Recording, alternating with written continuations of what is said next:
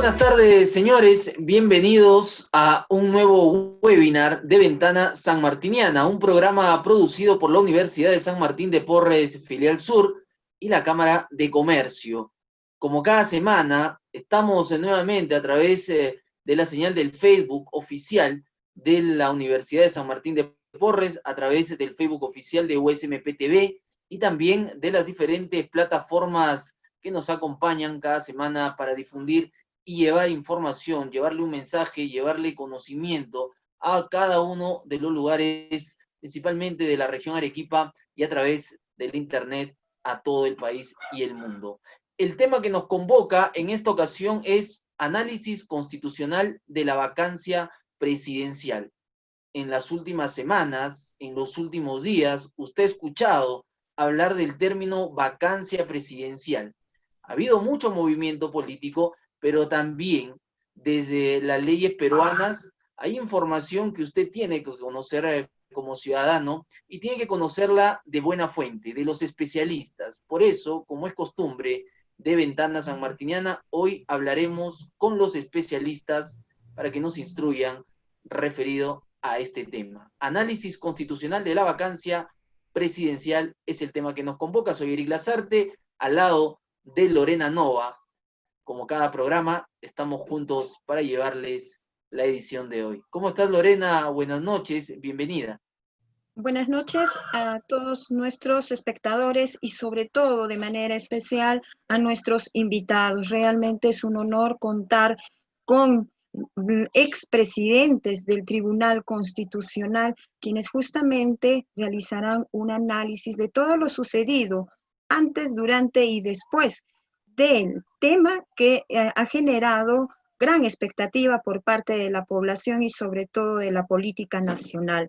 ¿Qué es el Tribunal Constitucional? Es el órgano supremo de interpretación y control de la constitucionalidad. Es autónomo y independiente. Y es por ello que hemos invitado, como les mencioné, a 3 expresidentes del Tribunal Constitucional. Tenemos al doctor Óscar Urriola Jani, al doctor Víctor García Toma y al doctor Ernesto Álvarez Miranda. Con ellos vamos a desarrollar este tema que es sumamente importante, conocer también el tema de institucionalidad acerca del Tribunal Constitucional y sobre todo, ¿no?, conocer esta situación que se torna un tanto complicada con respecto a la situación política de nuestro país. Vamos a iniciar con el presente webinar, Análisis Constitucional de la Vacancia Presidencial, y los presento al doctor Jaime Mujica Calderón, director universitario de la Universidad San Martín de Porres, Filial Sur. Doctor Jaime Mujica, buenas noches. Buenas noches y buenas noches al doctor Óscar Urriola, al doctor Ernesto Álvarez y al doctor Víctor García. Yo creo que es un honor para la universidad contar con tan distinguidos magistrados. Sabemos perfectamente que el Tribunal Constitucional siempre ha tenido fallos e interpretaciones que ha tenido que tomar en momentos muy coyunturales y muy difíciles. Creo que la pandemia que hemos vivido ha tenido muchas implicancias y no solo la letalidad con que nos ha tocado el triste honor de ser uno de los países que hemos tenido mayor letalidad, sino porque de alguna manera hemos visto la incapacidad del aparato del Estado, la falta de estrategias y sobre todo la forma tan inadecuada que se manejó esta parte de la pandemia. Hoy estamos con la pandemia que no solo vino a visitarnos, sino creo que vino a quedarnos, sí. Pero también junto a ello tenemos otro problema que actualmente es latente y donde lamentablemente nuevamente el aparato del Estado demuestra su fragilidad, su falta de seguridad, y es lo que viene, es la crisis económica. Creo que una de las consecuencias más graves y que va a ocasionar más estragos que la pandemia misma va a ser la crisis económica. Y lamentablemente creo que las cosas que estamos haciendo por tratar de reactivar el país son totalmente fuera de contentorno, porque no existe ni ha existido realmente una estrategia específica para manejar todo lo que significaba esta pandemia. Esta pandemia era una guerra, y era una guerra que tenía que manejarse por un equipo de personas de calidad, y creo que la misma Constitución establecía que existía esa instancia de la cual el presidente era la cabeza. Lamentablemente, en la última parte que hemos vivido, nos ha tocado ver algo realmente que creo que es vergonzoso, Y es vergonzoso realmente ver el entorno que manejaba el presidente y en el cual se resolvían los problemas. Y no solo se resolvían los problemas, sino se ponía en evidencia realmente que cómo actuaba realmente frente a hechos que, como tratar de acomodar realmente los datos de una supuesta entrevista. No quiero ir más allá de los escándalos que ha ocasionado este hecho, pero sí quiero reiterar que definitivamente en este momento crítico se presentó una situación como la vacancia presidencial. Vacancia presidencial que la razón era incapacidad moral. Y la incapacidad moral realmente era algo discutible, discutible desde el punto de vista realmente de qué cosa es moral. Si nosotros lo analizaron estrictamente desde el punto de vista de lo que significa moral, definitivamente creo que había un acto inmoral.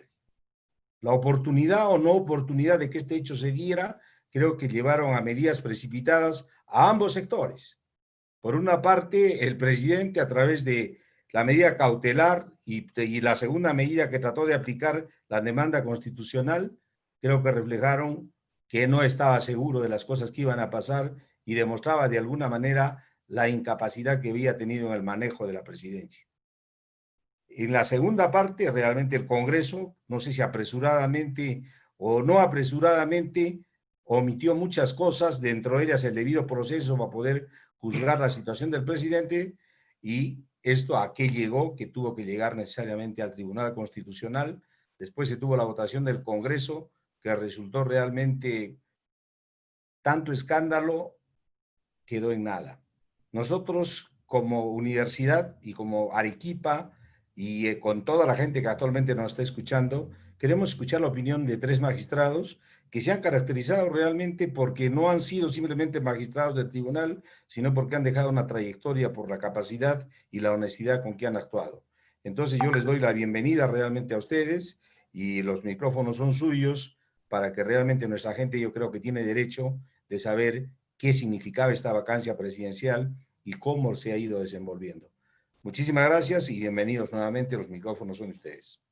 Muchas gracias, doctor Jaime Mujica, representante de la Universidad de San Martín de Porres, filial sur. Les recordamos que este evento llega también en coordinación con la Cámara de Comercio e Industria de Arequipa, representada por su presidenta, la señora Jessica Rodríguez. Bien, señores, continuamos con el programa que hemos preparado para ustedes en esta noche, análisis constitucional de la vacancia presidencial. Y nuestro primer ponente es el doctor Óscar Urbiola. Él fue presidente del Tribunal Constitucional, fue magistrado también del Tribunal Constitucional y diputado de la República. Palabra siempre autorizada, un gusto tenerlo aquí, doctor Urbiola. El tiempo es suyo. Buenas noches. Gracias. Sí, sé que tenemos 10 minutos, así que trataré de cumplir. En primer lugar, mi saludo muy especial al doctor Jaime Mujica, el representante de la filial de la Universidad San Martín de Porres en Arequipa, el doctor Ernesto Álvarez Miranda, también decano de la Facultad de Derecho de la misma universidad, expresidente del tribunal, querido amigo, y lo mismo al doctor Víctor García Toma, expresidente también del tribunal, gran amigo, gran jurista, y lo mismo a Eric y a la señora Lorena Novoa, a quienes les agradezco por esta invitación. Es un honor compartir esta conferencia con Víctor y con Ernesto. Y bueno, vamos al tema. La revelación de los audios en los que participa el presidente Vizcarra y su entorno más cercano, de confianza, que contienen hechos que están sujetos a investigación fiscal, al margen de su calificación y tipificación como delitos, demostrarían una inconducta incompatible con la alta investidura que ostenta, que han dado lugar a una moción de orden del día para declarar la vacancia por el Congreso de la República, cuya votación final ya conocemos, no alcanzó la mayoría calificada de 2/3 que exige el reglamento del Congreso de la República, disponiendo obviamente su archivamiento. Hecho que ha revivado un antiguo y aún no acabado debate sobre su aplicación en nuestro sistema democrático. Para ocuparnos de la vacancia presidencial es necesario, considero que es importante, sobre todo, establecer primero nuestro régimen constitucional, conocer qué régimen de gobierno tenemos. Como sabemos, nuestro país, a lo largo de casi 200 años de vida republicana, ha adoptado el sistema democrático con división de poderes que se ha manifestado en 12 constituciones, que han adoptado como sistema de gobierno el presidencialismo, que a lo largo de los años sabemos que ha sufrido innumerables modificaciones para convertirlo en un sistema presidencial atenuado, muy delicada la calificación, o parlamentarizado, preferiría yo decir, como lo denomina Diego Valadez en una obra magnífica sobre la parlamentarización de los sistemas democráticos. Igualmente, es importante precisar también qué tipo de constitución hemos adoptado, especialmente a partir de 1979, con la constitución de ese año y la constitución de 1993. Con relación al primer tema, sobre el modelo de gobierno presidencialista, inspirado en el modelo norteamericano consagrado en la Constitución de 1787, desde los inicios de la República en nuestro país surgió el conflicto entre la presidencia y el Congreso, que dio lugar a la vacancia del presidente Riva Agüero y Sánchez Boquete, y otras más, después la de Billinghurst y últimamente la del señor Fujimori, habiéndose introducido importantes modificaciones en el modelo presidencialista como el refrendo ministerial, por ejemplo, ¿no?, que le cortaba ya la autoridad absoluta que tenía el presidente, y la introducción del Consejo de Ministros, así como otras, por ejemplo, que no son propias del modelo presidencialista, como el voto de censura, por ejemplo, la interpelación, que son prerrogativas del Congreso, la cuestión de confianza, si no la concede el Parlamento cuando la solicita, e incluso la cuestión de confianza obligatoria y la cuestión de confianza sobre iniciativas legislativas o políticas de gobierno. Y también la declaración de vacancia de la presidencia, que convierte en el sistema presidencial peruano como único en el mundo. No hay otro modelo que se le asemeje. Es una creación, obviamente, en esa tendencia que siempre hemos tenido de hacer algunas mezclas, tomando algo de aquí y algo de allá. Con estas características, el éxito del modelo presidencialista atenuado o parlamentarizado puede estar condicionado a diversos factores, como es el sistema electoral, que sabemos que es un sistema electoral, ¿no?, de jurisdicciones muy amplias, con la cifra repartidora, votos preferenciales, que distorsionan quizás la voluntad del pueblo. Lo hemos visto en la elección del Congreso que fue disuelto, que una votación de un partido con 30% le dio más del 50% de representación. Ese es un factor que también hay que considerar. La conformación del Parlamento, el tipo de oposición política y hasta la existencia de partidos políticos, como algunos como club electorales, ¿no?, que no están bien consolidados y con planteamientos ideológicos o a veces hasta con intereses económicos, todo lo cual no permite dar una estabilidad al régimen.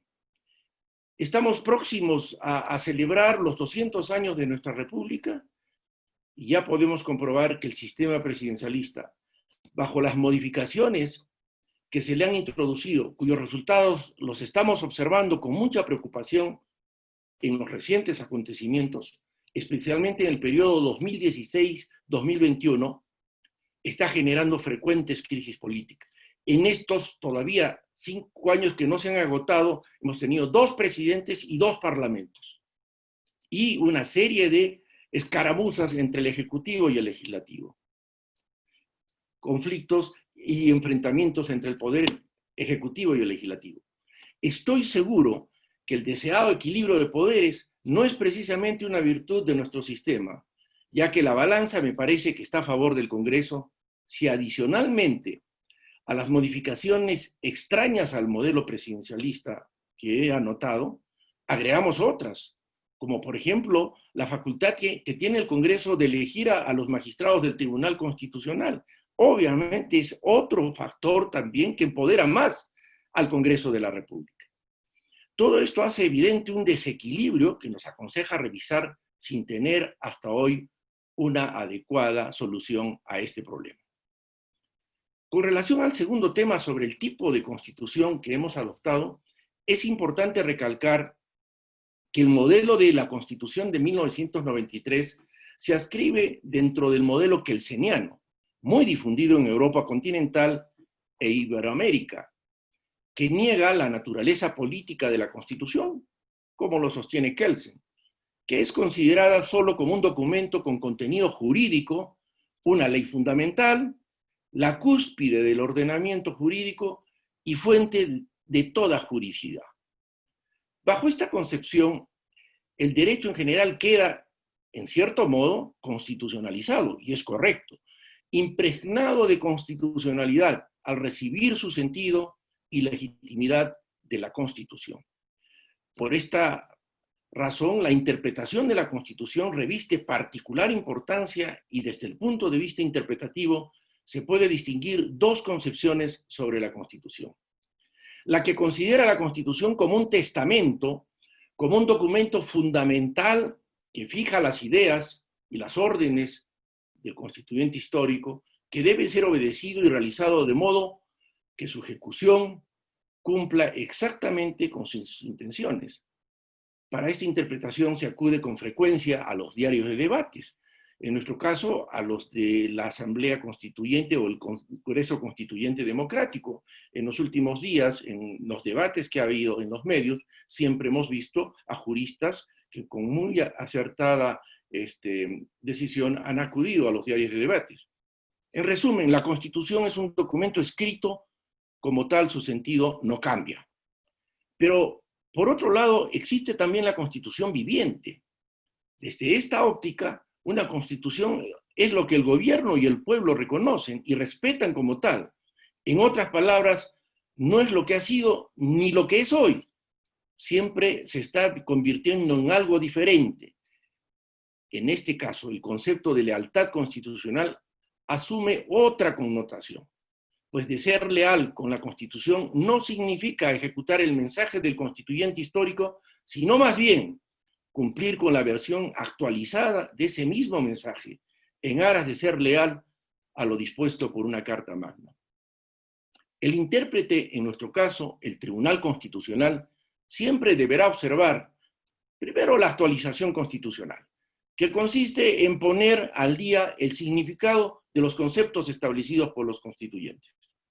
La visión de conjunto, o sea, la necesidad de averiguar los requerimientos sociales, económicos, políticos y culturales.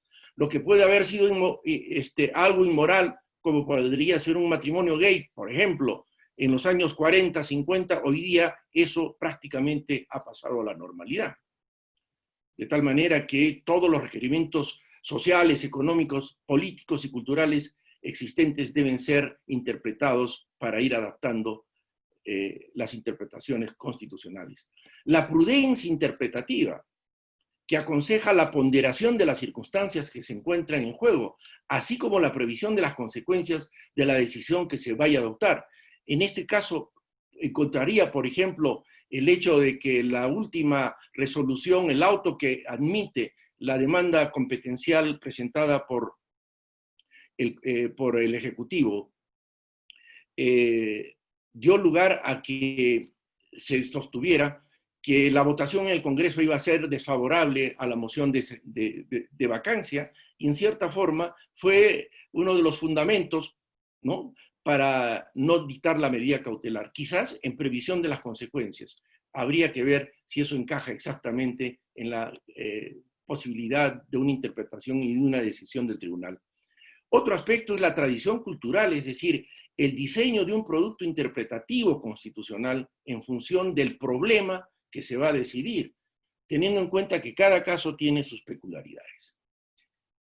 Bien, establecido este marco conceptual muy necesario para ingresar al tema que nos ocupa en este evento académico, como es el tema de la vacancia presidencial contemplada en el artículo 113 de la Constitución, y en especial la causal prevista en el inciso segundo, cuya aplicación se ha hecho recurrente en estos últimos años, es importante hacer una breve historia de su consideración en nuestras constituciones.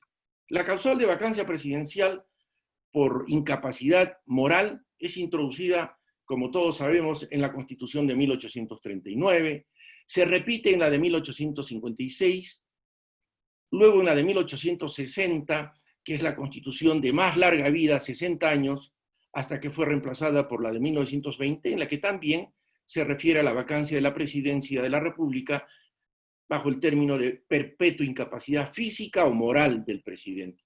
Luego en la Constitución de 1867, de efímera vigencia, menos de un año, que regresó a la fórmula por incapacidad moral o física. La Constitución de 1920 se refiere a la permanente incapacidad física o moral del presidente, y prácticamente la del 33 guarda una similitud, ¿no? Mantiene casi un texto similar a la de 1920. Luego la de 1979, que me parece a mí que es la que habría acertado más cerca que la de 1993, que contempla la vacancia de la presidencia en caso de incapacidad moral o permanente incapacidad física. La de 1993, en su artículo 113, que es la que se ha aplicado actualmente, habla de una permanente incapacidad moral o física. Sobre este aspecto, es importante resaltar que en el diario de debates se encuentra la intervención del constituyente Enrique Chirino Soto respecto a la redacción que debería tener este artículo para que tuviese prácticamente la redacción que tenía la de 1979. Y Chirino Soto, en su intervención en una sesión matinal del 24 de marzo de 1993, en la página 1262, dice lo siguiente: cuando se señala la incapacidad permanente físico-moral, lo que debe decir es incapacidad física permanente o moral. Está condicionando que la incapacidad física permanente está referida a la física, no a la moral, porque la incapacidad moral no tiene que ser permanente. La incapacidad moral se configura una sola vez. Si el presidente comete un acto inmoral que no es de los considerados en el artículo 210 de ese entonces, aunque se confiese y tome la comunión y todo lo demás, ya incurrió en incapacidad moral, que autoriza al Congreso de la República a destituirlo en razón de dicha incapacidad. Bueno, tal como se aconsejó y prácticamente se aprobó en esa sesión, esto lamentablemente se cambió por una votación mayoritaria que asumió la redacción que tiene actualmente el artículo 113, inciso 2, que establece la permanente incapacidad moral o física. Es indudable que la intención del constituyente ha sido que la incapacidad moral como causal de vacancia presidencial no sea permanente. Bastaba para los constituyentes una conducta inmoral para que configure la causal de vacancia, no así para la incapacidad física que requería ser permanente. No me explico por qué motivo y en qué momento la redacción del inciso segundo, que conocemos y que figura en la Constitución vigente, se cambió. Pero eso es lo que está vigente. Aún así, con esa redacción se puede interpretar que una conducta inmoral, aún no permanente por su gravedad, puede dar lugar a una vacancia, en la medida en que su comprobación, y esto es lo importante, resulte incontrovertida, debidamente probada y sujeta al debido proceso, que resulta ser una garantía de todo proceso que no se puede obviar ni en sede parlamentaria. Y así lo ha establecido el Tribunal Constitucional en la famosa sentencia Tineo Cabrera, que recoge lo que establece el artículo 8 de la Convención Americana de Derechos Humanos sobre el debido proceso en sede judicial y extensiva a cualquier otra sede. Para finalizar, la aplicación arbitraria sin el respeto del debido proceso, como la lamentable experiencia vivida en el Congreso de la República hace unos días, mezclada con incidentes que vinculan al presidente del Congreso, con llamadas inoportunas a los comandos de las Fuerzas Armadas obliga a pensar en la necesidad que esta vez, de manera expresa, el TC se pronuncie, no solo con una votación calificada como la que sugirió inoportunamente al admitir la demanda competencial, sino también por los parámetros de interpretación de la controvertida causa. Creo yo que en esta oportunidad el Congreso de la República actuó apresuradamente y los resultados que se dieron de la moción de orden del día que pedía la declaración de vacancia ha tenido este resultado, pero nos ha evidenciado que en este momento nuestro sistema presidencialista, parlamentarizado o atenuado, tiene una alteración en los pesos y contrapesos que sería bueno estudiar y recomendar las correcciones adecuadas. Espero haberme pasado solo unos minutos del tiempo que se nos ha dado, pero en todo caso podríamos ampliar esta exposición en el estado de preguntas. Muchas gracias.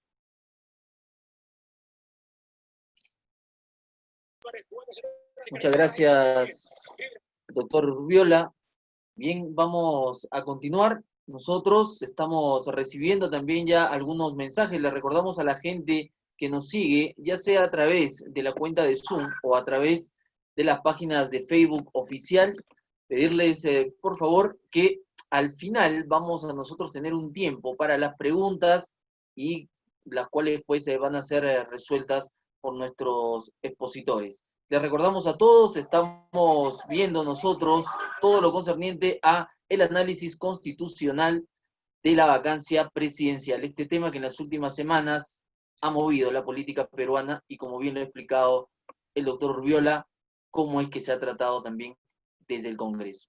Vamos a darle el tiempo ahora al doctor Víctor García para que tenga también la participación y el análisis desde su perspectiva respecto al análisis constitucional de la vacancia presidencial. Adelante, doctor. Su micro, doctor.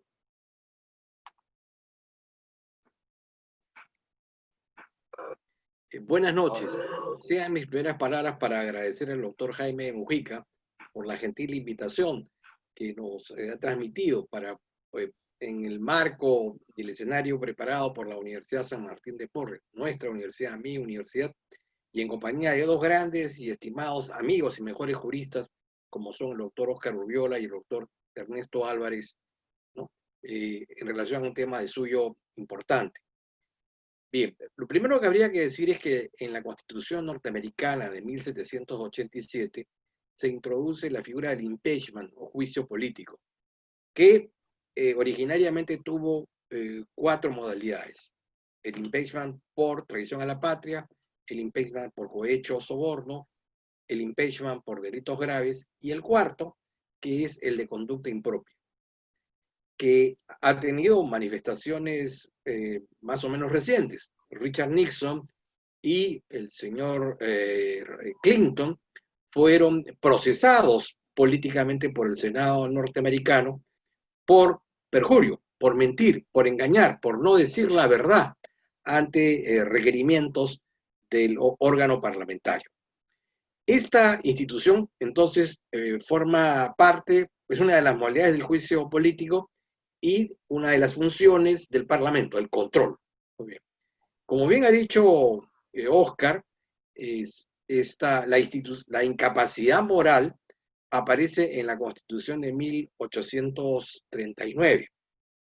Y entre 1839 y 1933, la palabra incapacidad moral va a tener una connotación muy particular, una interpretación extraída de la Biblia judeo-cristiana. Llamas incapacidad moral a aquel individuo que por razones de la demencia, de la locura, no está en la capacidad de reconocer lo que es el derecho natural, el concepto de lo bueno, el concepto de lo malo. Entonces, la incapacidad moral originariamente se asignaba al demente. Muy bien. Pero hay un cambio en la orientación constitucional. En la Constitución de 1933, el doctor Víctor Guevara, constituyente, amplía la figura a una segunda variable y dice que también hay incapacidad moral por inconducta, por inconducta impropia, a la manera norteamericana, ¿cierto? En el texto del año 1979 hay dos intervenciones en ese mismo sentido, la del doctor Enrique Chirino Soto y la del doctor Carlos Enrique Melgar. Y en la Constitución de 1993, nuevamente el doctor Chirino Soto insiste en esta tesis, a la que se agrega una importante exposición de la doctora Lourdes Flores Nano, quien dice que también debe considerarse como parte de esta figura como una suerte de puerta de salida ante el aborgelamiento del artículo 117, que establece la inmunidad presidencial, que solo permite que el presidente sea acusado por traición a la patria, por impedir el normal funcionamiento del jurado de elecciones, por disolver injustamente al Congreso, y que en el caso de que sea procesado hay una suspensión, ¿no es cierto? Bien. Sin embargo, la doctora Lourdes Flores dice, o se pone en la hipótesis, ¿y qué pasa si el presidente en el ejercicio de la función comete un delito común? Es miembro de una banda de narcotraficantes, es un oxuricida, es un pedófilo, en fin, ¿no es cierto? Cualquiera participa en un aborto, ¿no es cierto? Etcétera, etcétera, etcétera. Y entonces dice, o deduce de su interpretación, que si el 117 es, digamos, una suerte de cortina de hierro para que el presidente no sea objeto de ningún ataque o amenaza de carácter político, el 113, bajo esas características, es la puerta de salida cuando hay una situación generada por una inconducta presidencial, ya sea moralmente, estrictamente de carácter moral, o una de carácter penal vinculado a los delitos comunes, pero que no son resistibles a la conciencia ciudadana, ¿no? Entonces, hay que entender el 117 y el 113 como dos ideas, digamos, paralelas para este problema. Bien. ¿Qué cosa es la incapacidad moral? La incapacidad moral tiene que ver con un acto que rompe las reglas de la decencia, rompe con las reglas del sentido de lo correcto, de lo debido, de lo moralmente deseable. La incapacidad moral tiene que ver con un acto desdoroso que afecta la dignidad del cargo. La pregunta ¿es posible que más allá de esta definición podamos ingresar a una, digamos, descripción cuantitativa de cuáles son las conductas que puedan encajar dentro de esa institución? Y la respuesta es claramente no, ¿no es cierto? Tendríamos que ir a los registros del infierno para saber allí qué personas ingresaron por la manifestación de tales o cuales conductas calificables como inmorales. Siempre la realidad, ¿no es cierto?, rebasará el contenido de la norma. Es una norma estándar, es una ley elástica. Lo que es moral o lo inmoral se va a regir por la moral social atinente a un espacio y a un tiempo determinado. Será sujeto a una interpretación, probablemente subjetiva y personal, de quienes representan al pueblo, pero no podrá ser en modo alguno encapsulada en su totalidad, porque vuelvo a repetir, la realidad superará siempre al texto. Los hechos, la realidad es más testaruda que la ley. Se ha hecho referencia al tema de la incapacidad moral permanente. Y como bien lo ha dicho Oscar, probablemente esta expresión esté más referida al ámbito de la incapacidad física. En cuanto a la incapacidad moral permanente, ya de alguna manera el Congreso de la República ha llevado a cabo una interpretación estipulativa, es decir, ha reasignado un significado a la palabra permanente. Si en términos comunes la palabra permanente, incapacidad permanente, implica que los actos deban ser recurrentes, repetidos, reiterados, ¿no es cierto?, habituales, evidentemente ese no es el camino. Se entiende por incapacidad permanente aquella conducta que a la luz de la conciencia ciudadana es indeleble, imborrable, imperdonable. Es decir, el acto es de tal naturaleza que se rompe definitivamente una relación de confianza, ¿no es cierto?, entre el gobernante y el gobernado. La lealtad, ¿no es cierto?, la legitimidad ha sido quebrada de manera definitiva, fulminante. Ahora bien, esta incapacidad permanente, que es un juicio político, está sujeto a las consideraciones de la conveniencia, la oportunidad o la necesidad. Vamos a poner un ejemplo muy concreto.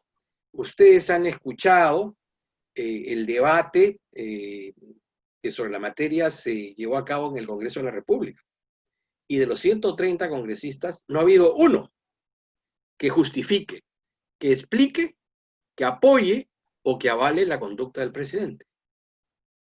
En consecuencia, tenemos claro que la representación nacional, de manera expresa o de manera tácita, condena esos actos, particularmente los contenidos en el audio número 1. Muy bien. 2. Frente a esa situación, algunos, sin embargo, o muchos, sin embargo, decidieron finalmente no votar por la vacancia. ¿Y por qué razón? En unos casos, de manera pragmática, es decir, le convenía o no le convenía a algunas organizaciones políticas el admitir la presencia del señor Merino como presidente de la República, que es miembro de un partido que va a participar en el próximo proceso electoral y que de alguna manera podría ejercer algún grado de influencia para favorecer directa o indirecta o circunstancialmente a esa organización partícipe en ese proceso electoral.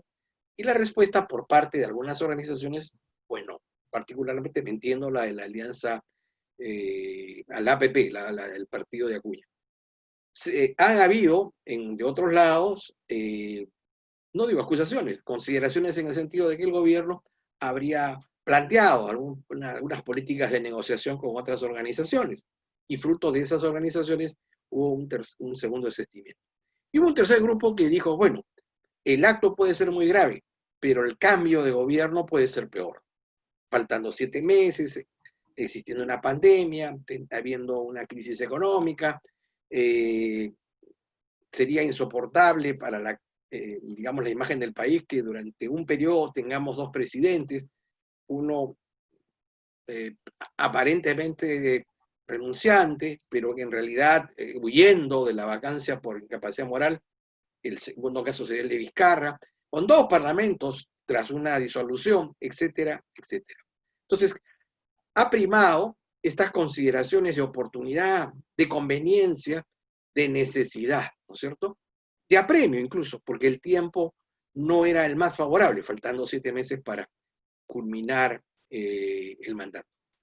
Ya el tribunal había tenido un primer pronunciamiento en el año 2003 y había señalado algunas reglas que el Congreso de la República, tras la exhortación, debe decirse que tuvo la deferencia o la responsabilidad de acatar, de cumplir, de aceptar, que es la palabra más. La primera es que se estableciera un procedimiento. Y entonces en el artículo 89 del reglamento del Congreso se estableció el procedimiento. Lo segundo, que se dijo en esa oportunidad y que luego ha sido mejorado de manera significativa con el caso Tineo Cabrera, que creo en la que participaron tanto Óscar como Ernesto, si mal no recuerdo, se establecieron reglas aún mucho más precisas, más detalladas, más prolijas de cómo debía llevarse a cabo un procedimiento político, ¿no? de juicio político, de investigación política. Muy bien. Y el tercer argumento que esgrimió el tribunal del año 2003 fue que no podía admitirse que, como en el caso de Fujimori, por ausencia de una norma en concreto, un presidente pudiera ser vacado con una mayoría simple, ¿no?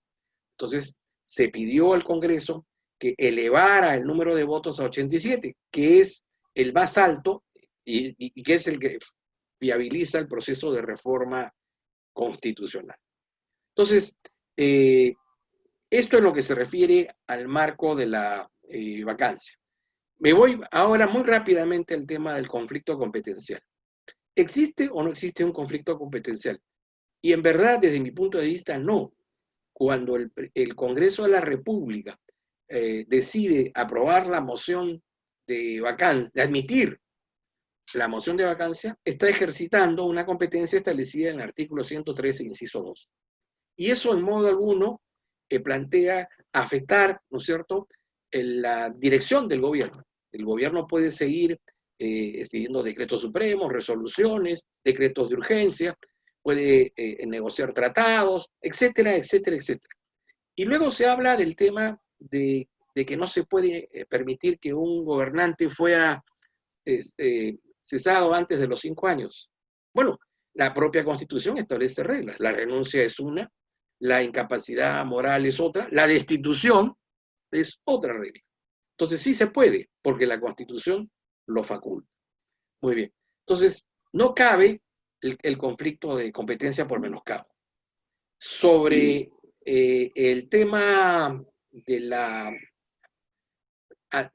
medida cautelar, la argumentación que ha dado la presidenta del Congreso ha sido curiosa.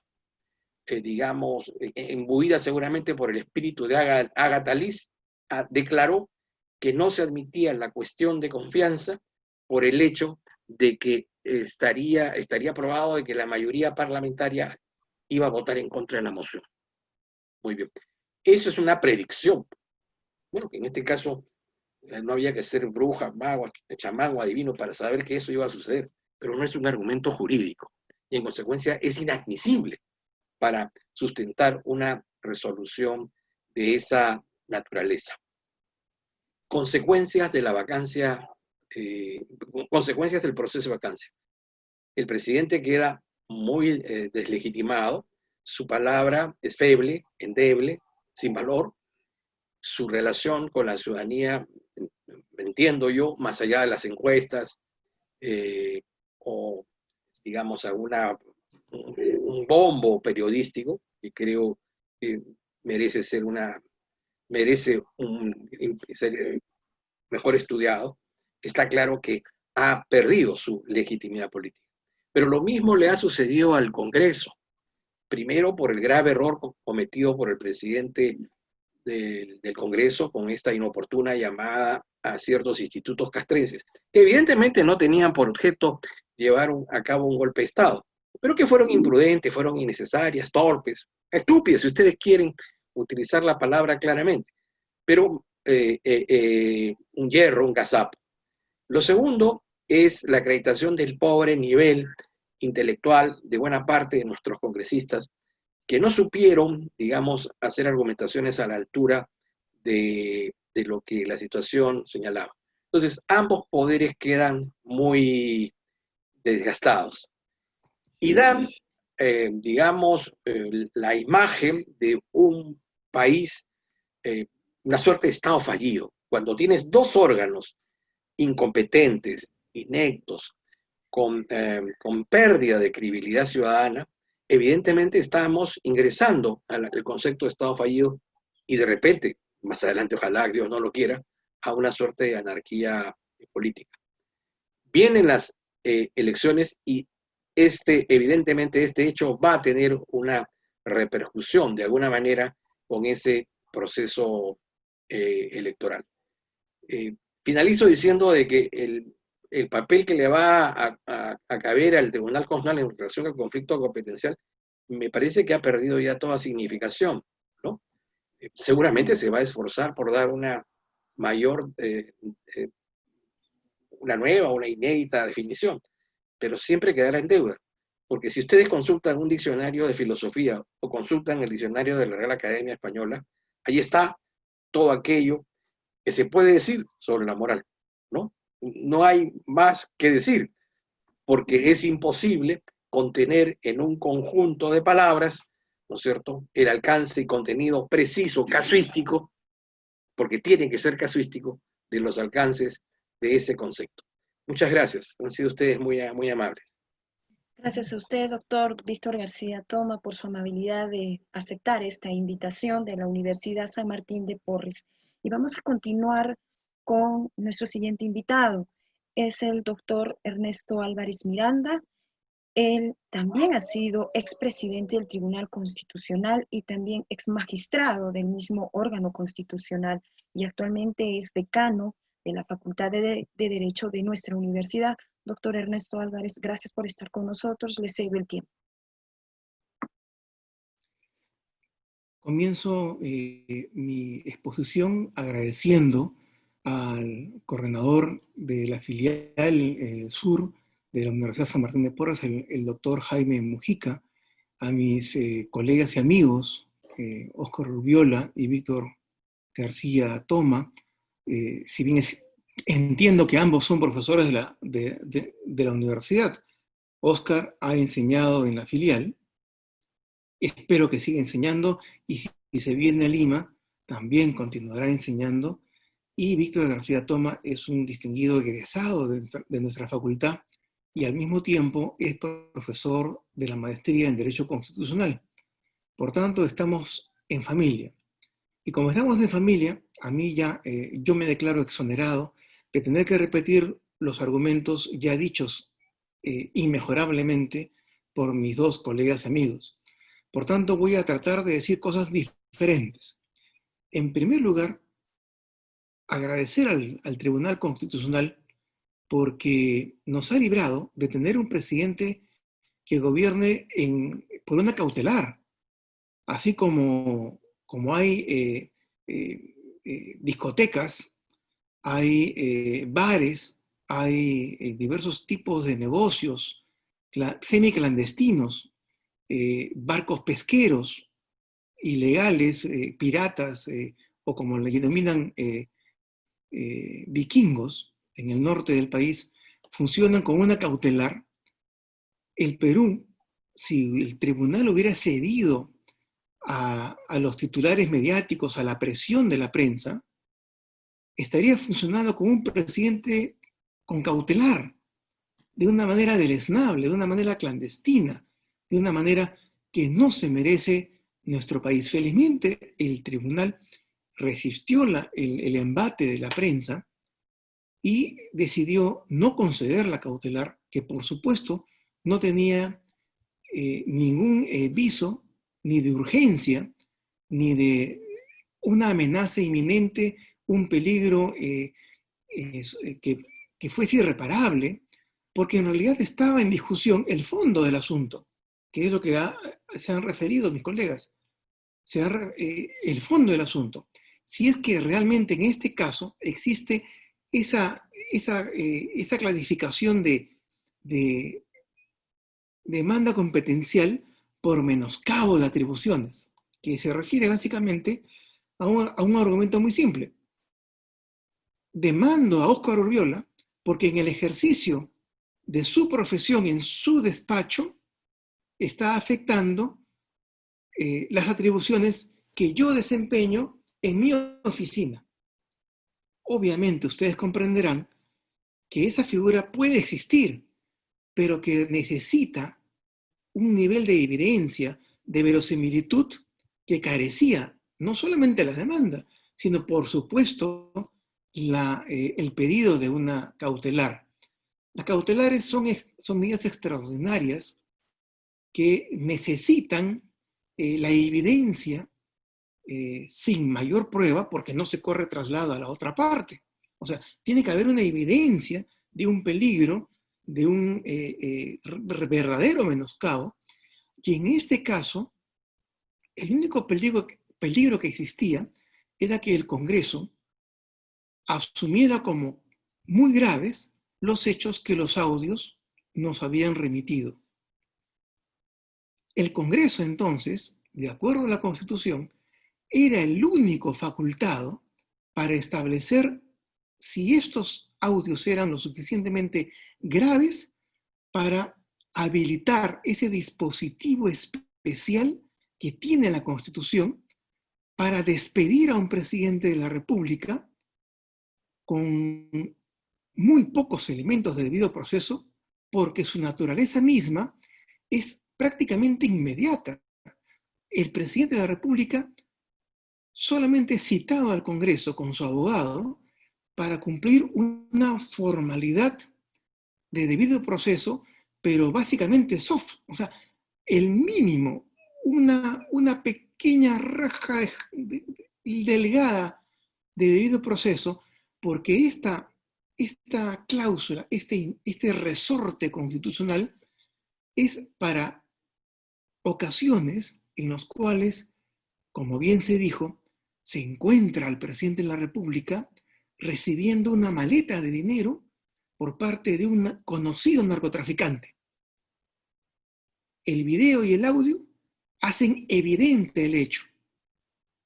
Una posibilidad es de que el Tribunal Constitucional en los próximos meses nos diga de que hay que probar en los hechos, hay que probar que la maleta que aparentemente contenía dinero, fajos de dinero según el video, realmente los contenía porque el abogado del narcotraficante dice que en realidad no era dinero falso, y que el narcotraficante en realidad, si bien es cierto, tuvo condenas anteriores, pero en este momento está rehabilitado. Y no se puede decir que ha recibido nada, ningún obsequio del presidente, porque el narcotraficante estaba rehabilitado. Y el presidente dice, a través de su abogado, que en realidad no lo recibió, que en realidad se sorprendió y que lo dejó guardado nada más en su escritorio. Entonces, si el tribunal va a decir, no, la vacancia presidencial por causal de grave inmoralidad es una figura que tiene que tener una protección jurídica, un desarrollo del debido proceso. En ese momento se desactiva ese resorte y nos quedamos sin ninguna posibilidad de despedir a un presidente notoriamente inmoral. Obviamente para mí, al igual que para la mayoría de constitucionalistas, respetando la otra opción, estos audios no revestían carácter tan grave como para expulsar al presidente de Palacio de Gobierno. Pero, por ejemplo, sí, el haber tenido la evidencia de que dos empresas vinculadas directamente con el presidente Kuczynski habían recibido fondos de constructoras brasileras durante el ejercicio de la función pública de parte del entonces presidente de la República.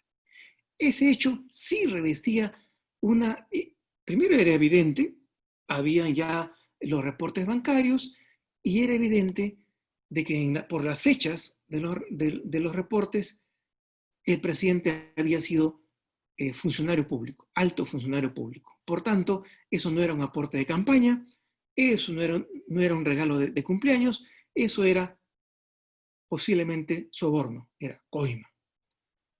Esos hechos no son similares a los de los audios donde se ve y se escucha, obviamente con mucha vergüenza ajena, de que el presidente de la República aparentemente dispone que se borren correos electrónicos, que se pongan de acuerdo los testimonios para tratar de no decir la verdad sobre la contratación de un amigo suyo que al final de cuentas es un mal cantante y peor showman. Esa es la gravedad que se necesita para vacar a un presidente. Obviamente no. Por tanto, no debe modificarse a mi manera de ver, esta posibilidad de que establece la Constitución, porque si la eliminamos, no existe la posibilidad de hacerle un antejuicio, un juicio político por delito a un presidente de la República fuera de lo ya establecido en el 117, 113, que se deben leer juntos, porque en realidad solamente establece o traición a la patria o grave atentado contra el Estado de Derecho. Pero ¿qué pasa con un presidente que recibe una coima? ¿Qué pasa con un presidente que viola a su secretaria? Y es obvio en el video, es ostensible que ha violado a una... No estamos como en Estados Unidos, donde sí se puede acusar constitucionalmente al presidente de la República. Tenemos por eso que dejar esta causal y obviamente invocar a que un Congreso, a este Congreso, con todos los problemas de calidad, de experiencia, de ubicación en política, no lo ha vacado. Por tanto, ha demostrado su utilidad. ¿Quién debe asumir, quién debe calificar una situación que no se pueda objetar y que no se pueda tolerar de inmoralidad del presidencial? 2/3 del Congreso. Ya está establecido. No lo modifiquemos. Está funcionando bien.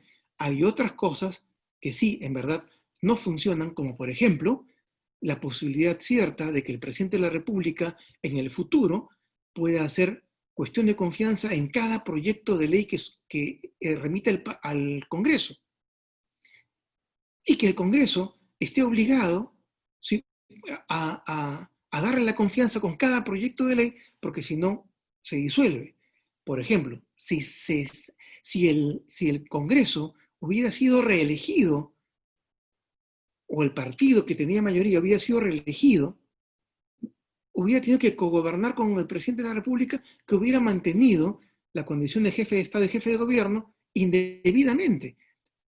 Necesitamos una medida que diga, por ejemplo, que ante la disolución del Congreso, cosa que debe tener el presidente de la República como un resorte de control político, el Congreso recién elegido deba designar al presidente del Consejo de Ministros, de forma tal que se establece allí sí un costo para el presidente de la República. Si el pueblo, el electorado, le da la razón al presidente, el presidente sigue gobernando.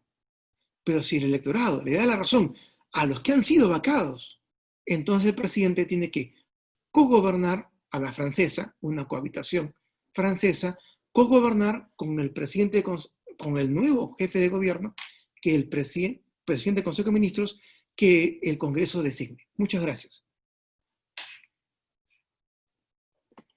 Gracias, doctor Ernesto Álvarez, por su participación. Vamos a pasar ahora a las interrogantes formuladas para nuestros tres invitados, ¿no?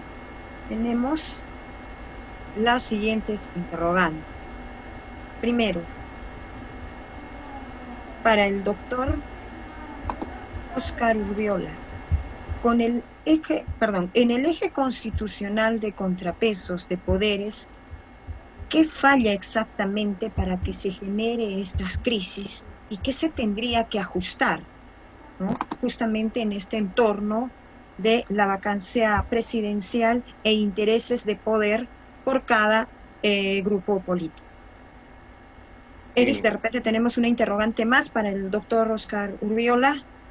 Vamos por partes, entonces contestamos esta primera. Ok.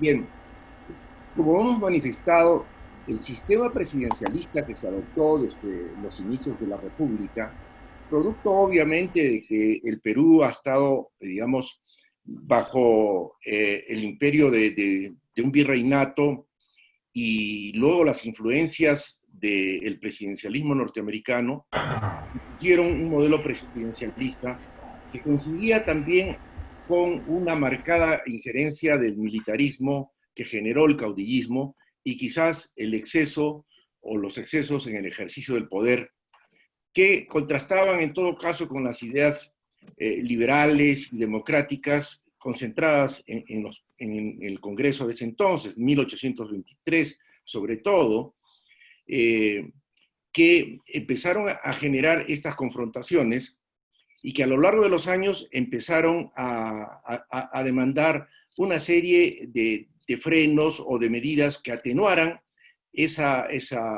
digamos, ese poder casi absoluto del presidente de la República, sobre todo magnificado por la intervención en gran parte de nuestra historia republicana del militarismo y el caudillismo, que se enfrascaron incluso en guerras civiles.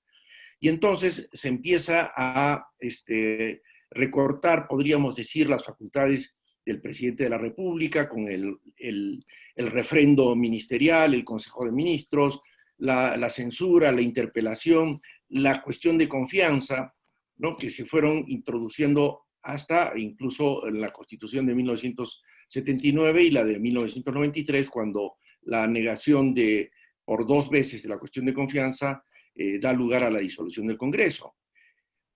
Bien, todas estas digamos, limitaciones que se dan para atenuar el presidencialismo nos hacen pensar en la necesidad de ver si en realidad esto es conveniente para mantener un perfecto equilibrio de poderes, que es lo aconsejable en todo sistema democrático. Y hemos visto de que en realidad esto no ha funcionado de la forma como en realidad se podría haber concebido. Y lamentablemente no solo por deficiencias de las propias instituciones, que podría ser la censura, la interpelación si se usan adecuadamente, o la cuestión de confianza, sino creo por factores que tienen que ver, por ejemplo, con la prácticamente inexistencia de partidos políticos, por los sistemas electorales que dan como resultado que en el Congreso se reflejen fuerzas políticas que no permiten, por ejemplo, la actuación adecuada del Ejecutivo cuando está, digamos, representado en el Congreso una fuerza contraria de una oposición recalcitrante como la que hemos observado nosotros justamente en el 2016, tanto para la gestión del señor Kuczynski como para la del señor Vizcarra, que dio lugar también a una disolución del Congreso en una interpretación totalmente descabellada e inconstitucional, como oportunamente la denunciamos, ¿no? La interpretación de la negativa fáctica de confianza tan original del señor Vizcarra, ¿no? Que para mí también es una inadecuada aplicación de lo que significa la cuestión de confianza, su negativa y la consecuencia de disolver el Congreso, con todas estas consecuencias que estamos padeciendo actualmente. El señor Vizcarra lamentablemente nos ha puesto con esa disolución en un escenario lamentable, porque disolver el Congreso faltando tan poco tiempo para cumplir un mandato, sin tener la responsabilidad para poder garantizar un equilibrio de poderes, de haber por lo menos presentado una lista congresal para que tenga esa fuerza en el Parlamento que le permita gobernar, no lo hizo.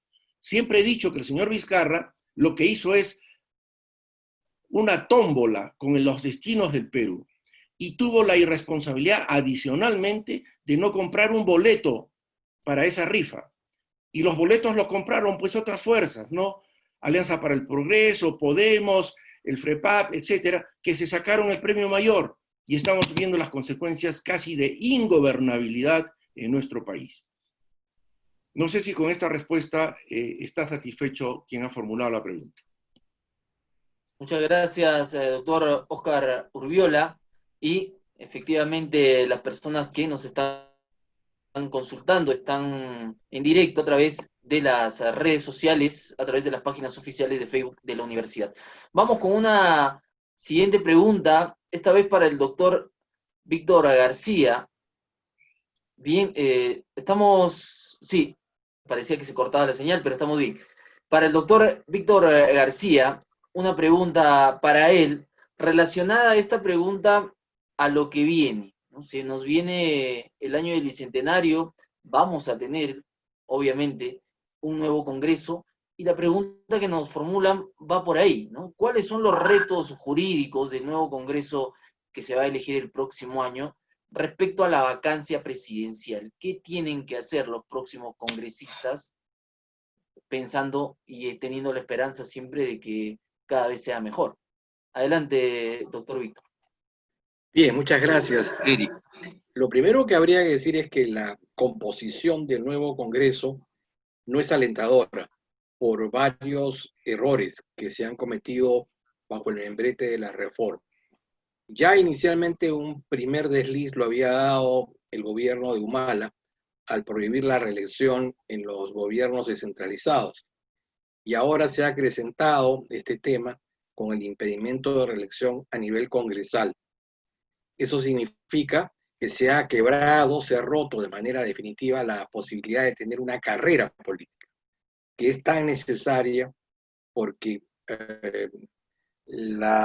al Parlamento no se va a aprender al Parlamento se va a representar, estamos hablando como conjunto, con un conjunto de personas que tienen una ideología, una doctrina, un programa y una experiencia política. Entonces, la reelección separa, le impide a los ciudadanos renovar la confianza a aquellos congresistas que han sido fieles a la palabra empeñada, que han tenido una conducta ajustada al derecho y a la moral, y que han dado muestras de competencia y versación. Segundo, se ha incluido indebidamente el tema de la paridad, es decir, Margaret Thatcher, Michelle Bachelet, Benazir Bhutto, Golda Meir, la presidenta de Alemania, por mencionar algunos casos, la señora Clinton, la señora Kirchner, todas ellas, personalidades políticas, no llegaron a esos puestos ni han ocupado esos espacios políticos por cuotas de género. Llegaron porque tenían las habilidades, las competencias, ¿no es cierto?, el fuelle, ¿no es cierto?, la montura para, digamos, avanzar en el difícil mundo de la política. Probablemente con buena intención, pero con resultados que van a seguir empobreciendo la representación. Necesitamos mejores congresistas, no que los congresistas sean 50% hombres y 60% mejores. Necesitamos los mejores congresistas. Entonces, y dentro de la quiebra del sistema de partidos políticos, de la cual no nos hemos recuperado ni nos vamos a recuperar de aquí a octubre, entonces vamos a tener un parlamento probablemente igual o peor de mediocre que los dos últimos que hemos tenido. Entonces,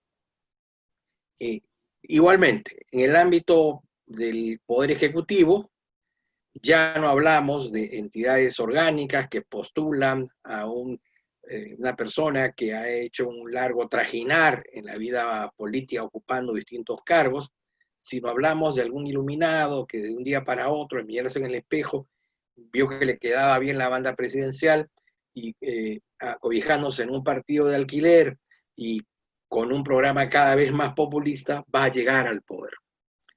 Digo esto entonces porque vamos probablemente a manejar con torpeza, con incompetencia, dos instituciones que son muy útiles, pero que pueden ser muy peligrosas.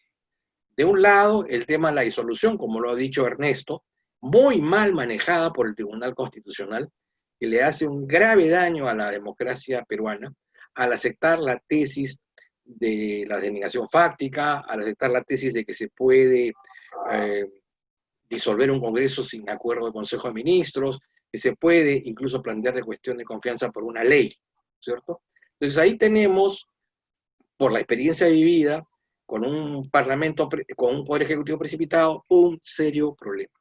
Y luego por el otro, ¿no es cierto?, en el que también pudiera darse la situación que ese instrumento tan útil para una situación de emergencia política sea utilizado para crear una emergencia política, no para resolverlo, sino para crearlo.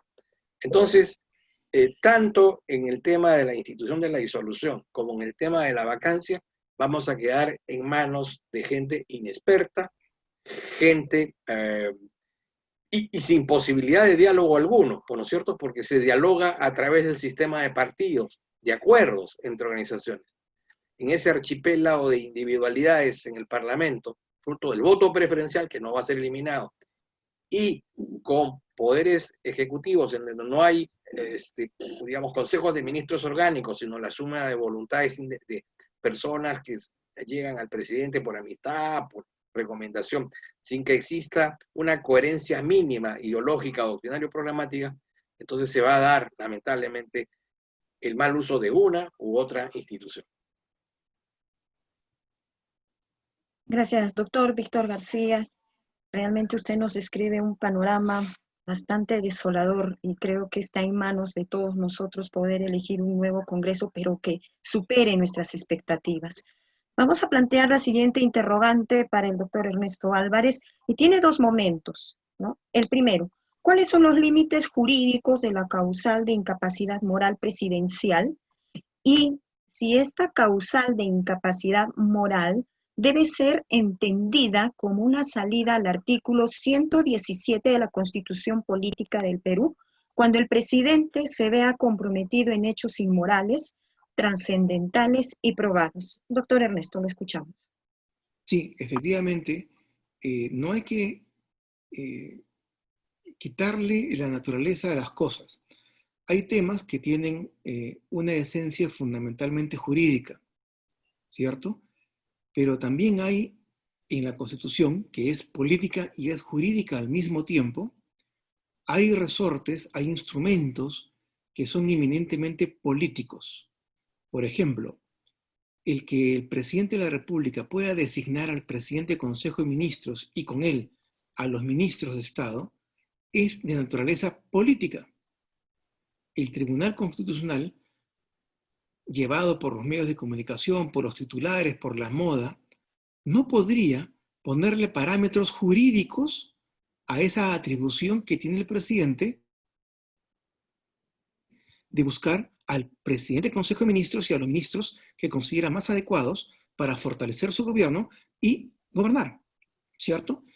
De la misma manera, en lo que no se pueda aplicar el 117, pero sea sumamente grave y aplique a una inconducta sumamente grave y de carácter insostenible, o sea, que no se pueda, como se dijo en esta ocasión, esperar a que termine el mandato del presidente. ¿No es cierto? Hay casos que puede no poderse esperar a que termine el mandato porque un presidente pedófilo, un presidente que ha recibido en un video claramente una coima, no puede permanecer más tiempo en Palacio de Gobierno, ni siquiera se le puede acusar constitucionalmente. Por tanto, ese resorte es de naturaleza político. El que lo entienda y lo quiera transformar jurídico, simplemente lo va a desarmar, lo va a convertir en algo inútil. Y la segunda parte se refería a que, claro, el presidente de la República aparentemente, de acuerdo a los audios, ha efectuado hechos que pueden constituir delitos y por los cuales, y sin audio de por medio, sino por el dicho de un tercero, ha habido gente en la cárcel. Sí, efectivamente, ha habido gente en la cárcel porque se puso de moda por la exigencia aparentemente de una ONG y algunos medios de comunicación por exigencia política, necesidad política de atacar a unos, así como ahora protegen a otros, de llevar a la cárcel a gente que obviamente tenía que ser investigada, pero que no tenían medio probatorio alguno contrastado, corroborado, que pudiera realmente merecer la privación de la libertad, y menos por hechos sumamente discutidos, como alguien, por ejemplo, fue llevado a la cárcel porque se dijo que había obstruido la justicia, porque un abogado del estudio de su abogado había conversado con un potencial testigo en una provincia, en una ciudad de Perú. Cosa, ya eso en realidad deviene en una cosa terrible para el Estado de Derecho. O sea, no es que sí, efectivamente, se haya querido conversar, el acusado haya querido arreglar, manipular el testimonio de uno de los testigos y se haya reunido con él, lo haya presionado, sino que ya son terceras personas las que aparentemente intervienen y ocasionan la pérdida de libertad, que en el derecho penal es uno de los bienes más preciados. Justamente, hace pocos años, la misma gente que procuraba cárcel a todos los adversarios políticos era la que decía hay que proteger la presunción de inocencia de los inculpados por terrorismo, que eran sus amigos de carpeta, sus amigos de universidad, sus amigos y cómplices de partido político. Valgan verdades. Entonces, lo ancho para mis amigos y lo angosto para mis enemigos. Eso es precisamente lo que no debe ser un Estado de Derecho, porque deja de serlo. El Estado de Derecho parte de la premisa de la igualdad ante la ley de todas las personas, de mi vecino, de mi amigo, de mi enemigo. Todos son iguales ante la ley y necesitamos una administración de justicia que concrete ese ideal que aparentemente es propio del Estado liberal de derecho ya superado, pero que día a día viene siendo avasallado por jueces y tribunales de justicia en toda la República. Muchas gracias, doctor Ernesto Álvarez. Vamos a continuar y ahora vamos con una segunda rueda de preguntas. Para ello, esta pregunta va dirigida para el doctor Óscar Urbiola. Estamos revisando las diferentes preguntas, estamos tratando de juntar las preguntas similares para que nuestros invitados puedan resolverlas. Bien, doctor Urbiola, la pregunta va por el siguiente tenor. ¿Qué peligros representa la causal de vacancia por permanente incapacidad moral? En otras palabras, ¿de qué nos hemos salvado, ¿no?, si es que cabe el término, en caso pues hoy hubiésemos tenido otro presidente? ¿Qué peligros trae esta posible vacancia de la cual hemos vivido en las últimas semanas? Bueno, en primer lugar, creo que la definición de incapacidad moral permanente hay que analizarla adecuadamente, ¿no? El nombre mismo ya pone un límite a la discreción de los congresistas. En realidad no es un juicio político cuando ocurre dentro de la política, ¿no? Como algunos defienden. En realidad es un juicio moral. Y la tarea de los congresistas, ¿no?, en este caso, es de demostrar que el presidente no ha perdido la razón. Eso es importante. Gozando de ella, se encuentra orientado al mal de manera patológica, y eso es gravísimo. Por lo tanto, si bien se desenvuelve esto en la política y va a generar una decisión política de vacancia, en realidad la comprobación tiene que ser desde el punto de vista moral. Y es grave todavía que, no padeciendo de ninguna enfermedad mental en todo uso de sus facultades mentales, persiste en una conducta inmoral. Y yo creo que ese es el kit del asunto. Entonces, si ocurre esto, obviamente los peligros pueden ser de distinta índole, en la medida en que la circunstancia que atraviesa el país, como la que, por ejemplo, teníamos en este momento, una tremenda pandemia, ¿no es cierto?, que necesitaba urgente atención. Otro peligro, un Congreso que resulta ser, digamos, la consecuencia de una disolución de uno anterior, donde no hay la experiencia, como lo ha dicho el doctor García Toma, ¿no?, de los congresistas que por efecto de la no reelección llegan al Parlamento sin ninguna experiencia, sin ningún criterio político, ¿no? La posibilidad de que quienes van al Parlamento actúen de una manera deliberada para trabajar el camino a las elecciones que están prácticamente muy cerca. En fin, una serie de inconvenientes que en suma generan una inestabilidad política. Por lo tanto, las instituciones de un sistema democrático no son el fin de una democracia, son el medio para solucionar los problemas, generar el bienestar de la población. Y es por eso que es aconsejable que todas estas instituciones, ¿no?, funcionen de la manera adecuada, sin ningún exceso. Y ya hemos visto, lo dicho hace unos momentos, ¿no?, la decisión del señor Vizcarra de disolver el Congreso inconstitucionalmente bajo una inventada disolución o, perdón, negativa fáctica que no existe en ninguna parte del mundo, ¿no?, ha generado o ha agravado esta crisis política. Y entonces eso, lamentablemente, no debe ocurrir. Y yo creo que en el sistema democrático debe actuarse de una manera responsable. Gracias, doctor Óscar Urbiola. La pregunta que viene es para el doctor Víctor García Toma y también tiene dos momentos. El primero, ¿cuáles serían los fundamentos para elevar a 104 los votos necesarios para aprobar la vacancia? Y también esta situación política ha puesto en evidencia la falta de ética en nuestras autoridades, con ello la pérdida de la confianza y credibilidad ante la sociedad. ¿Cómo revertir esta desilusión social que afecta también la credibilidad del sistema de justicia? Doctor Víctor García, lo escuchamos.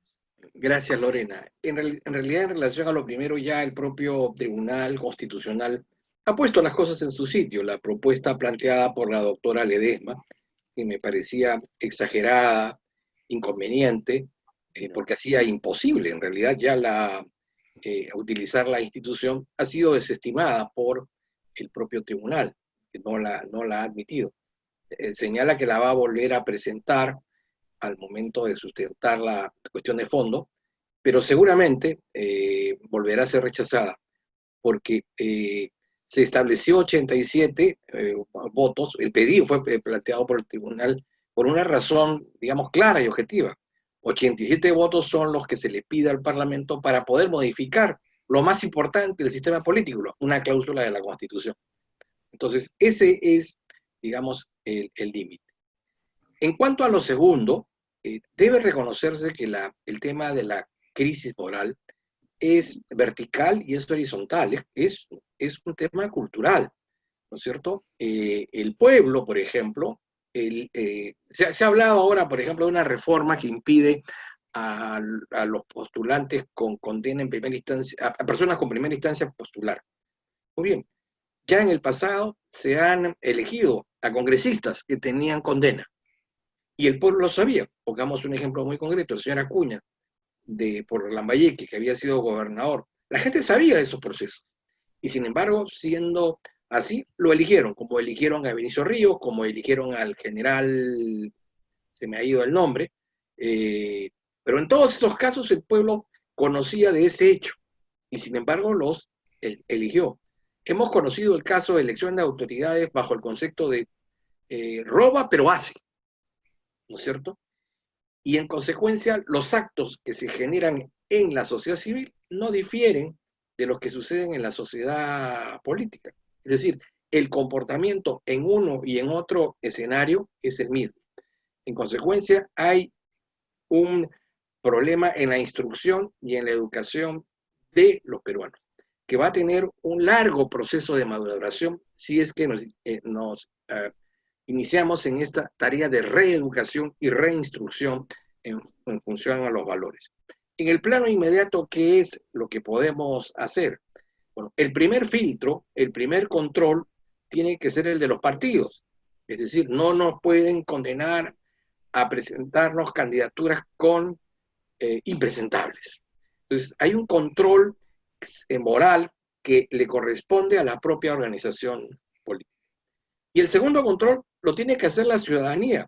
Si la ciudadanía se queja de que hay corrupción en el gobierno, pues que no elijan a gente corrupta en el gobierno. Hablo de aquellos casos ostensibles.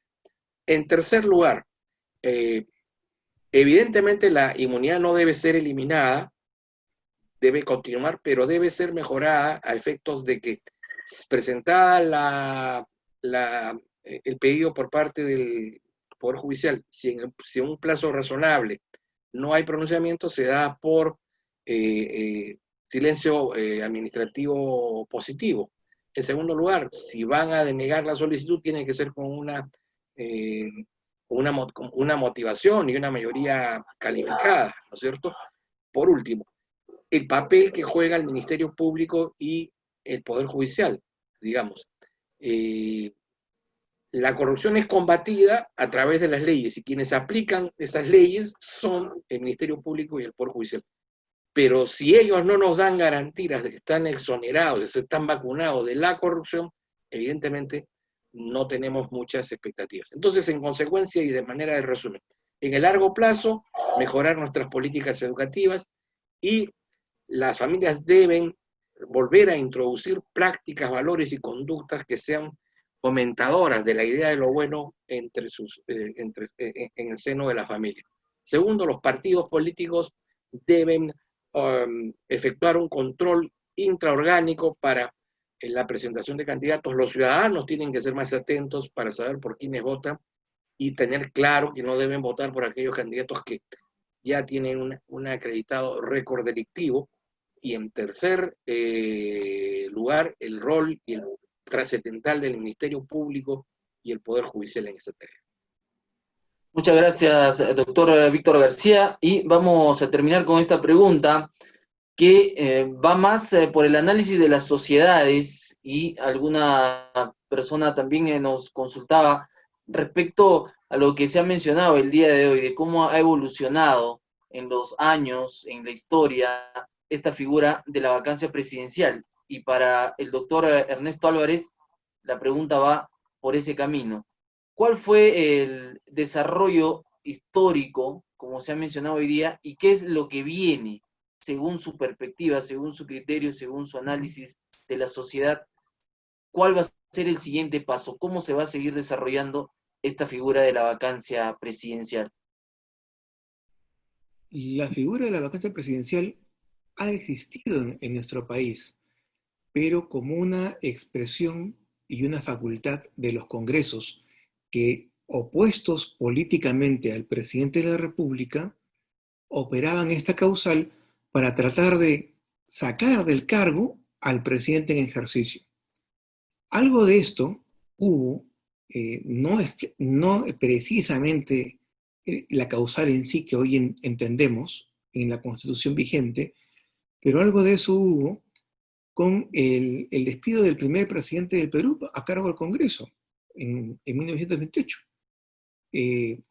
Algo de eso también hubo con Billetsburg, por cuanto el Congreso intentó la vacancia por incapacidad moral permanente, pero al final Billetsburg fue objeto de un golpe de Estado. Mejor hubiera sido que el Congreso lo hubiera sacado, en lugar de dar pie a que ocupe el poder y sean llamados de los cuarteles los militares para dar apoyo a uno o a otro actor político, que es justamente de lo que se trata de evitar. Lo que va a venir en el futuro es un poco más de lo mismo. Primero, un presidente de la República no puede carecer de bancada propia. De acuerdo a la arquitectura constitucional peruana, existen dos mandatos populares, fruto de sendas elecciones. La elección para el Congreso genera un mandato popular que es independiente de la elección presidencial. Por tanto, al haber dos mandatos, o se ponen de acuerdo los actores de ambos mandatos, los depositarios de la confianza popular en el Congreso y en el Ejecutivo, o se ponen de acuerdo y establecen un programa de gobierno unificado, con una ruta, una hoja de ruta, una estrategia común, o se suscitan los enfrentamientos que hoy vemos. Por eso que se ha dicho que en nuestro país tantas veces el presidente de la República ha carecido de mayoría parlamentaria, tantas veces ha ocurrido una infracción constitucional o un golpe de Estado. Recordemos que antes, cuando no había mayoría parlamentaria, se suscitaba un golpe de Estado.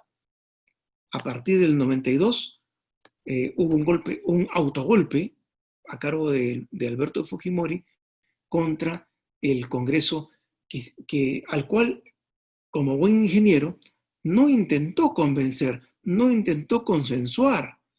La política es el arte del consenso, y justamente vemos ahora otro ingeniero que, en lugar de acercarse, invitar, propiciar clima de diálogo, propiciar una hoja de ruta común con los líderes del Congreso para llevar a buen puerto un gobierno que apenas le queda 10 meses o menos aún de gobierno efectivo. En lugar de eso, lo que hace es continuar la confrontación y continuar con gestos de carácter autárquico. Es prácticamente un ente que quiere gobernar y que no, digamos, absolutamente en forma individual, y que no soporta ninguna crítica. Entonces, tenemos, es como un CEO de una empresa, como el gerente general, el dueño de una empresa, que no admite crítica de ningún subordinado. Pero en una democracia no hay subordinados, hay otros poderes del Estado, hay otros órganos constitucionales que tienen la atribución de ejercer control político y al contrario, el político hábil lo que hace es aprovechar ese control, aprovechar esa crítica para impulsar su propia figura e imagen ante los ojos del pueblo. Por tanto, lo que vemos hoy en día es la desnaturalización de la política. Se está vaciando de contenido a los órganos constitucionales y al Congreso. La principal objeción que se le hace, la principal crítica, es que hace política. El Ejecutivo ha renunciado a hacer política y tiene como ministro de Estado a personas de tercer o cuarto nivel que están incapacitados para observar los actos del presidente porque están llenos de miedo. Además, que le tienen tanto agradecimiento porque es ostensible que no merecen los cargos que ostentan, que se callan ante cualquier discrepancia mental que puedan pensar. Ante eso, lo único que cabe es conciencia ciudadana, votar por los políticos que realmente nos representan en nuestras tendencias e intereses en este abril del próximo año. Gracias, doctor Ernesto Álvarez, por su respuesta. Vamos a ir cerrando el presente webinar, Análisis Constitucional de la Vacancia Presidencial, y para ello tenemos la participación de Daniel Lozada Herrera, representante de la Cámara de Comercio de Arequipa. Buenas noches, señor Lozada.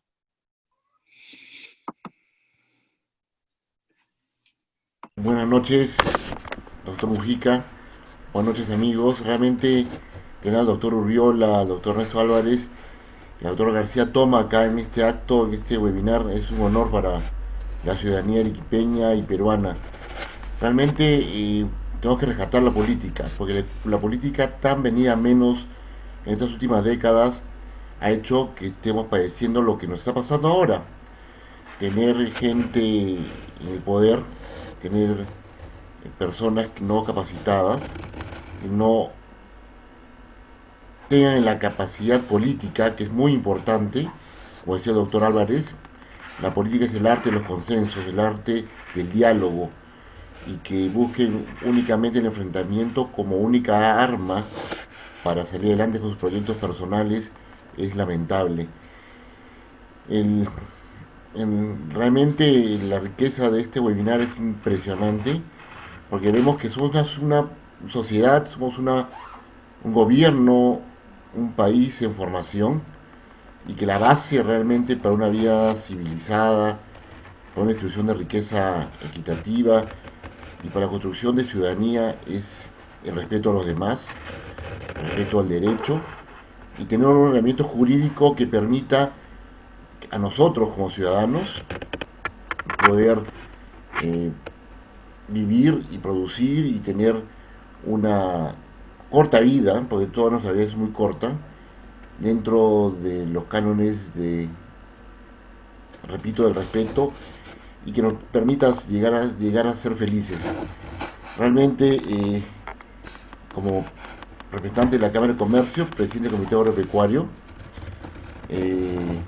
mando envío el saludo de nuestra presidenta, la señora Jessica Rodríguez, que lamentablemente no pudo estar con nosotros hoy día en la noche. Les manda un cariñoso saludo y reconoce que estos webinars que estamos haciendo, como decíamos al principio en la reunión informal, ya son más de 13 que estamos llevando a cabo, todos de altísimo nivel, todos en la búsqueda de lo que hoy día hemos encontrado dentro de un marco jurídico, legal y de respeto, que podemos llegar a ser una gran nación, pero eso involucra que hay que invertir en cosas elementales, ¿no? En temas elementales como la educación, como es en la educación cívica, como es en fortalecer las instituciones, que son, como siempre se dice, la base de democracia. No más que agradecer al doctor Mujica, que con su liderazgo y con su empuje nos está llevando a cabo el éxito de estos webinares conjuntos.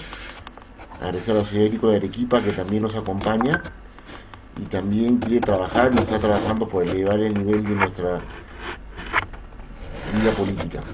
Muchísimas gracias, doctor Urbiola, doctor Álvarez, doctor García Toma, por acompañarnos, Lorena y Eric por su permanente apoyo y profesionalismo. Muchísimas gracias. Muchas gracias al señor Daniel Lozada, representante de la Cámara de Comercio e Industria de Arequipa. Bien, señores, hemos llegado a la parte final y para ello vamos a darle el tiempo al doctor Jaime Mujica, representante de la Universidad de San Martín de Porres, Filial Sur, para las conclusiones y el análisis final de este webinar que lleva como título Análisis Constitucional de la Vacancia Presidencial. Adelante, doctor Jaime. Bien, en primer lugar agradecer la presencia de tan distinguidos magistrados. En segundo lugar, yo siento preocupación de lo que ha podido pasar en este escenario, que no lo hemos analizado de repente desde el punto de vista más jurídico, lo hemos visto más desde el punto de vista político. Voy a tomar lo que decía Oscar, ¿no? Oscar hablaba de lo que significaba el acto del presidente de disolver ilegalmente el Congreso, que definitivamente es un acto de inseguridad jurídica, claro, y que se ha transmitido así a nivel del mundo. Quiero tomar las palabras del doctor Víctor García en el sentido de que, bueno, suponían que la medida cautelar no la daba porque iba a subir la votación y de esa manera no se iba a llegar a la mitad, a la cantidad de votos para poder vacar al presidente. Y en el caso del doctor Ernesto Álvarez, yo pienso que la moral es la costumbre. Y la moral realmente no se le puede medir simplemente por la naturaleza del acto que se ha cometido. Y definitivamente yo creo que en el Tribunal Constitucional ha habido fallos muy contradictorios, como fue la ley 1990 y la ley 2530, con resoluciones totalmente diferentes a un mismo caso, como la píldora del día siguiente, el quitar atribuciones a los contralores para destituir a gente que incurriera en delitos. Y esto también es otro acto que de alguna manera, yo digo, la señora Keiko le da prisión preventiva, ¿por qué? Por obstrucción a la justicia. Y no es un acto grave que el presidente borre más de 27,000 correos y distorsione totalmente la verdad. Para mí sí es un acto inmoral. Y definitivamente la conveniencia o no conveniencia del acto político, yo creo que sí, no era conveniente, definitivamente con la cantidad de meses que faltaba, vacar al presidente. Pero definitivamente yo sí creo que era un acto inmoral. Recordemos lo que pasó en el caso Watergate. El presidente Nixon estaba en plena guerra del Vietnam. Le faltaban 6 meses de gobierno, pero realmente su mentira le costó el cargo. Entonces, definitivamente, yo creo que tenemos que redefinir definitivamente el país y sus instituciones si queremos realmente salir de esta crisis. A mí me preocupa la crisis a la cual hemos llegado. Y no es una crisis que solo se manifiesta a través de la pandemia, es una crisis que también se manifiesta a través de las instituciones. Si nosotros queremos llegar a una verdadera reactivación económica, definitivamente tenemos que modificar el aparato del Estado. Tenemos que hacer un Estado más firme, más creíble. No necesitamos un Estado populista que actúe de acuerdo al viento o a lo que dice la corriente. Porque al final los resultados que hemos tenido en la pandemia son catastróficos, a pesar que fuimos los primeros que iniciamos la medida. El aparato de salud, pues sencillamente no había niveles de contención. Hemos actuado con protocolos que no eran validados por la OMS. Entonces, definitivamente, yo creo que el momento que viene es un momento muy especial para el Perú y estamos a 8, 6 o 10 meses, creo, de un momento que tenemos que prácticamente decidir nuevamente el destino del Perú. Y creo que yo recuerdo realmente a Oscar, con Oscar hemos tenido mucha mucha convivencia y muchos actos, y definitivamente congresos como el que había en ese entonces, hay una diferencia abismal en el congreso que tenemos ahora, definitivamente. Y también hay diferencia abismal en la calidad de gobierno que tenemos ahora. Porque lo que necesitamos realmente, si queremos cambiar el Perú, es realmente cambiar el Estado, cambiar realmente, definir objetivos y planes de gobierno claros. Y nosotros como academia realmente estamos en eso. Estamos trabajando en una agenda de desarrollo por Arequipa. Y queremos realmente darnos cuenta de que nos falta realmente articular todos los actores de lo que puede significar un cambio que sea beneficioso para el Perú. Nuevamente, a Lorena y a Eric, dos profesores de nuestra universidad, mi agradecimiento porque siempre están con nosotros, y al doctor Ernesto Álvarez es un orgullo tenerlo, lo mismo que a Oscar y al doctor Víctor García. Como ustedes han tocado el tema político, no me quedo más que tocar también el tema político. Muchísimas gracias. Gracias, doctor, a usted. Gracias a cada uno de nuestros invitados por su participación, por aceptar esta invitación, y esto nos permite enriquecer mucho más y empezar a construir el conocimiento que justamente a través de los expertos necesitamos analizarlo, construirlo e interpretarlo. Bien, ha sido una edición más de Ventana Sanmartiniana a través del webinar Análisis Constitucional de la Vacancia Presidencial. Los invitamos para el próximo martes con un nuevo tema. Eric. Así es, y saludamos a las personas que nos han estado escribiendo. Tenemos comunicación desde Nazca, tenemos comunicación desde las provincias de Arequipa, de Camaná, de Castilla, de Islay, y también del norte del país, desde La Libertad. Un abrazo para todos. Gracias a la tecnología podemos llegar a diferentes lugares. Nuevamente, el agradecimiento también. a Bancaya Purímac, están Sí. presentes también aquí escribiéndonos. Un abrazo y un agradecimiento para todos. Somos Ventana Sanmartiniana, un programa producido por la Universidad de San Martín de Porres. Solo queda despedirnos. Buenas noches. Hasta la próxima. Buenas noches. Cuídense. Gracias.